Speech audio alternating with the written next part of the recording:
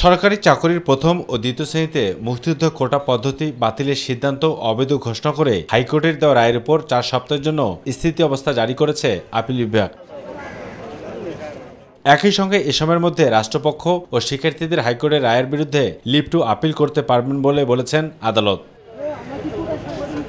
সকাল 9:55 প্রধান বিচারপতি ওবায়দুল হাসানের নেতৃত্বে 5 বিচারপতি আপিল বেঞ্চে এ সময় এই শুনানি করেন। পরে গণমাধ্যম কর্মীদের সাথে কথা বলেন আইনজীবী অ্যাডভোকেট শাহ মঞ্জুরুল হক। অ্যাপিলেট ডিভিশন থেকে চূড়ান্ত নিষ্পত্তি না হওয়া পর্যন্ত যাতে স্থিতি অবস্থা বা একটা স্টে আদেশ থাকে, সেই জন্যই আমরা এই নিবেদন গতকালকে ফাইল করেছিলাম।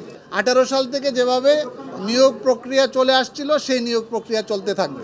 সবার স্বার্থে স্থিতি অবস্থা দেওয়া হয়েছে এবং মামলাটি যখন চূড়ান্ত সিদ্ধান্ত হবে, যে ফয়সালা আপিল বিভাগ দিবেন সেই ফয়সালা সবাইকে মেনে নিতে হবে। আর এরপর গণমাধ্যম কর্মীদের সাথে কথা বলেন অ্যাটর্নি জেনারেল। এ সময় তিনি বলেন, এই আদেশের ফলে মুক্তিযুদ্ধ কোটা বাতিল করে 2018 সালে সরকারের জারি করা পরিপত্র বহাল থাকছে। এছাড়াও কথা বলেন শিক্ষার্থীদের কোটা বিরোধী আন্দোলনে মাঠে নামা প্রসঙ্গ নিয়েও। যে যারা আন্দোলন করছেন তাদেরকে আমি অনুরোধ করব, তাদেরকে যেহেতু তাদের সুপ্রিম কোর্ট এটা বিবেচনায় নিয়েছেন এবং সুপ্রিম কোর্ট একটা কথা বলছেন, তাদের যদি কোনো গ্রিভান্স থাকে তারা যেন এখানে এসে পক্ষ হয়ে তারা বলতে পারে, সেটাও কিন্তু তাদের আদেশে এটা আছে।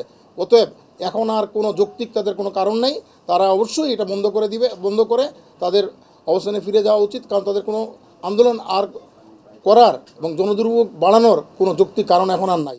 2021 সালের পরিপত্রে মুক্তিযুদ্ধ কোটা বাতিলের অংশটিকে চ্যালেঞ্জ করে কজন মুক্তিযুদ্ধ সন্তান উচ্চ আদালতে একটি রিট আবেদন করেন। সেই রিটের রায়ের চলতি বছরের 5 জুন পরিপত্রের ওই অংশ অবৈধ ঘোষণা করেন আদালত। এরপর থেকে চাকরি প্রত্যাশী ও শিক্ষার্থীরা সরকারের জারি করা সেই পরিপত্র পুনর্বহালের দাবিতে মাঠে নামেন শিক্ষার্থীরা। এ বিষয়ে পরবর্তীতে শুনানির জন্য আগামী 7 আগস্ট ধার্য করা হয়েছে।